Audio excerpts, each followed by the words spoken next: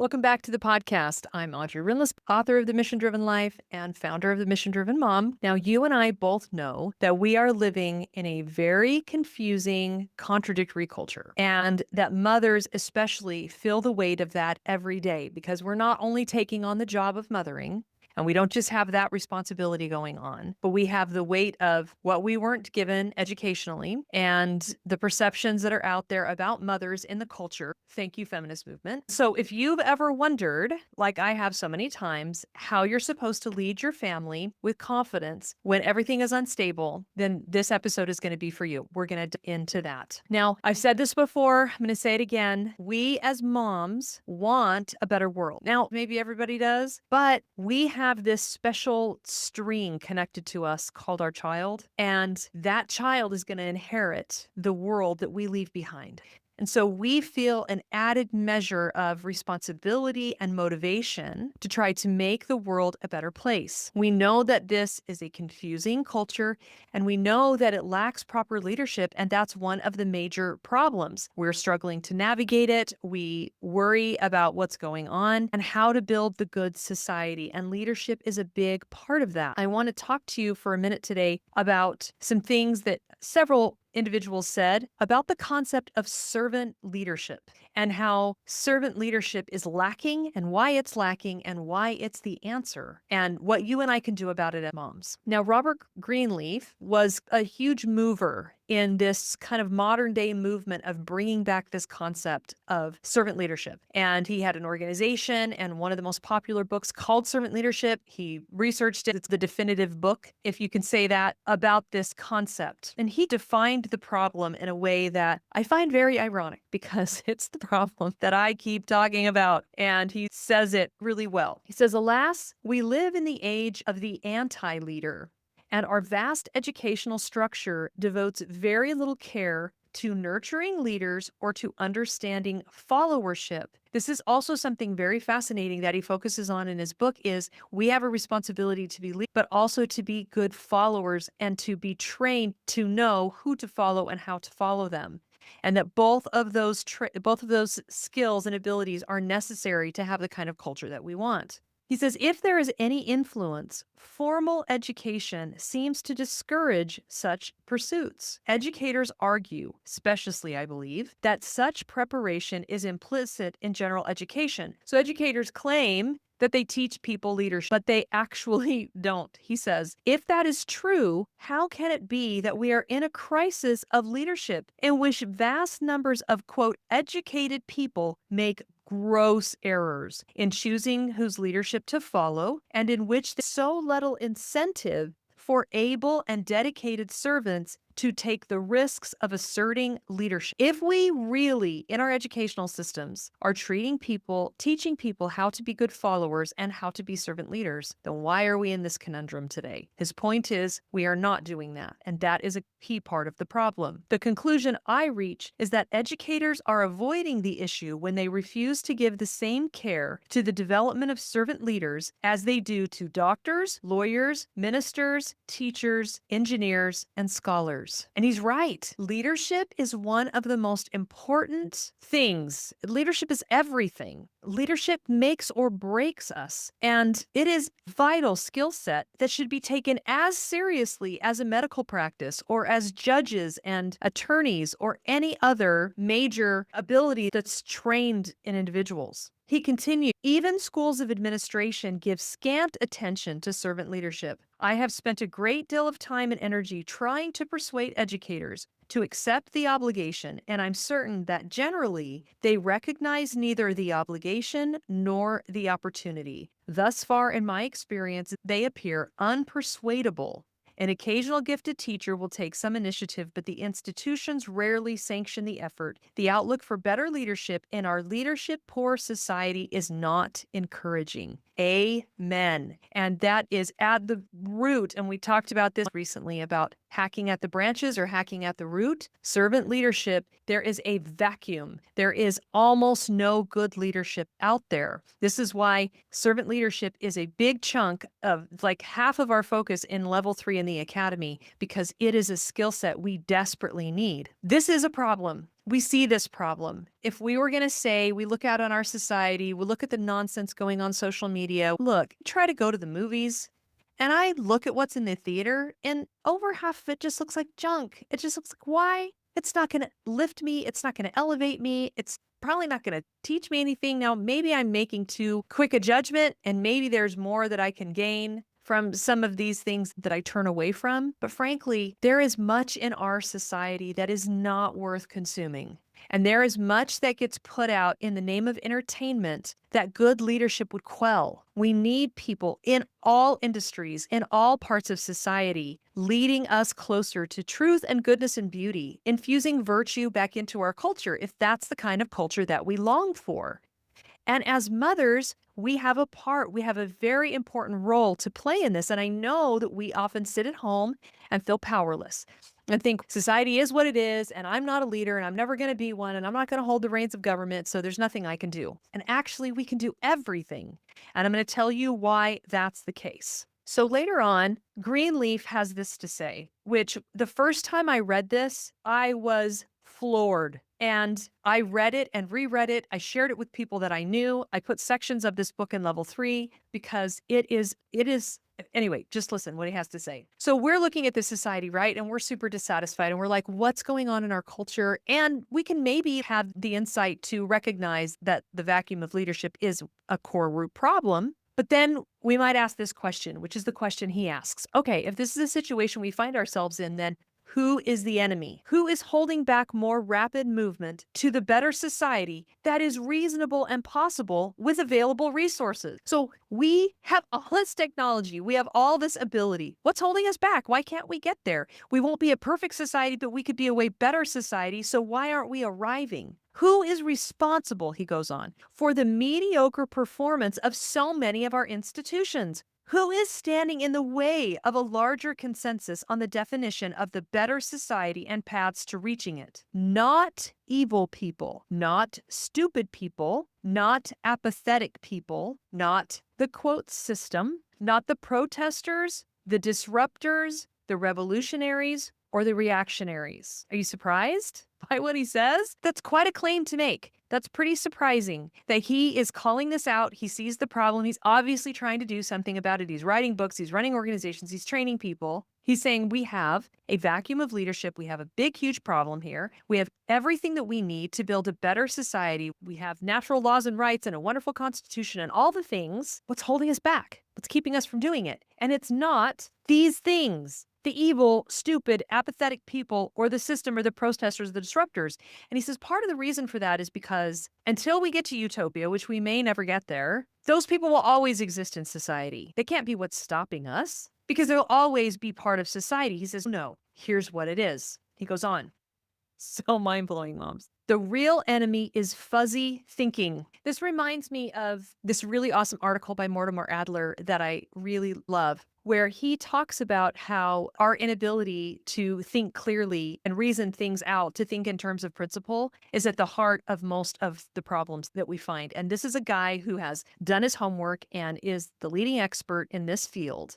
And he has brought it down to wrong thinking, just like we talked about a couple episodes ago, how we changed your thinking about being a people pleaser just by identifying one principle. And so the real enemy to the good society is fuzzy thinking. He goes on, fuzzy thinking on the part of good, intelligent, vital people. That's you and I. That's just the truth. We're good, vital, intentional, intelligent people who want a better, more virtuous world. So we are. And it's our fuzzy thinking that is the problem, that is keeping us from having the leadership that we need to have that would bring about a better society. Let me read that sentence again and finish it out. The real enemy is fuzzy thinking on the part of good, intelligent, vital people and their failure to lead and to follow servants as leaders. Our inability to identify the people who we should truly follow and champion, who can lead us to a better world, and our unwillingness to gain the ability to think clearly, to be true servant leaders, and to lead is the problem. The people that can do it that don't are the problem. Too many settle for being critics and experts. There is too much intellectual wheel spinning, too much retreating into, quote, research. too little preparation for and willingness to undertake the hard and high-risk tasks of building better institutions in an imperfect world. Too little disposition to seek the problem as residing in here and not out there. I'm going to talk to you about that in just a minute. In short, the enemy to the better society that we all long for is strong, natural servants who have the potential to lead but do not lead, or who choose to follow a non-servant. They suffer, society suffers, and so it may be in the future. This is quite a little lecture, quite a hand slapping that we've had from Robert Greenleaf, but I absolutely agree with him. You and I have the potential to know how to follow the right people and to become the leaders that we can. And our inability to think in terms of truths and principles, our fuzziness about what really needs to be done. As I say in the 7 Laws of Life mission, bringing principled solutions to real-world problems. Being mission-driven servant leaders is the problem. Greenleaf also said, the only way to change a society is to produce enough people who will change it. This reminds me of something that Jordan Peterson teaches often. If you know very much about him, he spent many years thinking and pondering and studying about communism, especially as it played out in the Far East nations like China and Russia. And he kept asking himself, why? Why did this happen? How do we stop it from happening again? And he went through all the books and he had all the conversations and he thought and pondered endlessly until finally he came to one very simple truth. And that was that the only way to stop it from ever happening again was to produce people who would stop it from ever happening again, to have more Ten Booms, to have more William Wilberforces. And that is why in the mission-driven life, I talk about how ordinary people can do extraordinary things, because you and I feel very ordinary, but we can do extraordinary things. And we can be servant leaders, and we must be. And I'm going to tell you how to start in just a minute. Greenleaf goes on to say this as well. The servant, that's you and I, striving to be servant leaders, the servant views any problem in the world as in here, inside themselves. That's what he means. Inside oneself and not out there, he says. This goes back to our principle with the boundaries in the recent podcast, right? We thought the problem was out there and everybody was just giving us a hard time. And then we said, okay, maybe I should just put up more fences. And then we realized, actually, if I'll change my nature, if I will live according to principles, good, solid principles of boundaries, then things will just change. He goes on, if a flaw in the world is to be remedied, to the servant, the process of change starts in themselves, in the servant, not out there. This is a difficult concept for the busy modern person, the busy modern woman, the busy modern mom. Now, I want to bring this home because I've been talking for the last few minutes about the big picture of the culture and the society and all the things that feel so nebulous and out of our control. But guess what? Your family is a little society. If you take all the big problems and questions that are out there in the world and you think and ponder for a minute about your little home, you will recognize that almost everything is reflected in the small society of the family. The leaders, the rules, the laws, the choice and consequence, the relationships, the negotiations. So many of the things that we have to do as a society, we also have to do in our homes. And you are a leader right now. You are a leader in the little society of your family. And so since you're the leader, I want to ask you, how's it going? What kind of world are you creating in your home? And maybe even more importantly, in your own head and in your own heart. Leadership is always happening. It's just either good leadership or bad leadership. It's either servant leadership or it's selfish narcissism. And since we're already leaders, we owe it to ourselves and we owe it to our families and we owe it to the society that we now govern to be the best leaders we can be. And so everything that Robert Greenleaf was talking about applies to you and I today, right now. Who are those individuals, those mothers, those women that are going to change our society by changing the societies in our home, starting with ourselves? He says that we need natural leaders who have the potential to be servant leaders. That's you. You have the potential to be a servant leader. And I know that you're already doing some of that. I know that you adore your family. I know that you try to serve them. I know that you try to put them first. But this is like so many other things that we hear words like servant leadership and we think we understand. We think we know, we think we get it. We think that it means doing more of this or that. But until we slow down and think, until we get rid of the fuzzy thinking and we get into the principled thinking, it's going to be very difficult to course correct properly, to understand what actually is going well, what isn't going well, and how we can course correct to live more truth in our homes. And of course, how is this best done? It's best done through principles, of course.